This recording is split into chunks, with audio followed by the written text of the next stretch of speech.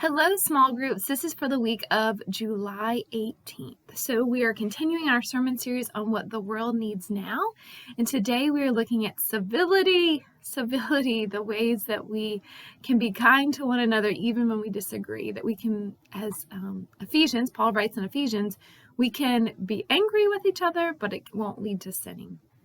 And so our scripture for today comes from Ephesians chapter 3, verses 25 through 32. And I invite you to reread those verses today as we think about civility. Now, I wanted to invite you all this week to do some really hard inner work and think about where are the places in your own life that you need to work on that civility. Right? We know that this begins with us, that if we want our families to also be civil, they will follow what we do. If we want our kids to learn civility, they learn it from us. So where are the places that maybe you need to work on civility? Again, you can be angry and you tell the truth, but you do it without sinning, without name calling, in a productive way. Maybe it begins with your marriage.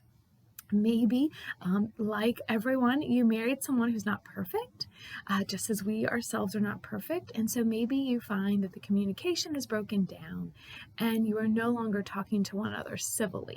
And so how can you start there? Maybe it begins with your kids, right? They make you so angry that instead of just addressing what they've done, it's become something much bigger. And maybe it begins with that. Maybe it begins with how you speak of others, how you speak of coworkers, how you speak of neighbors, people you don't like, maybe your in-laws. How do you talk about them civilly? Maybe it begins with how you drive. Do you drive as someone who's civil? Again, you can get angry at the other drivers, but how do you get angry without you sinning?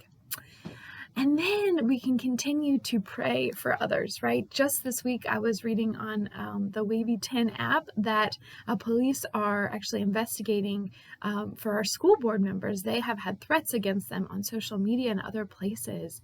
And so we see that there's been a breakdown of civility, right? That's not right for them to fear their lives because of their role, right? Yes, we can be angry with decisions that they make. That's okay. But we do not need to make threats against them. And how do we model something different for our world that clearly so desperately needs something different? In James, we are told to be careful because our tongue, our mouths, are the same ones that profess that Jesus is Lord and tell God we love God, and yet it's the same mouth that also curses our neighbor. And so how do we make sure our mouths are clean? And so what we are saying reflects that we are disciples of Jesus Christ all the time, not just some of the time, but all the time. And it's hard. It's hard, friends. I get it, especially when we don't see it modeled anywhere, right? I think about our own officials. I do not enjoy watching political debates because I just lose hope in humanity.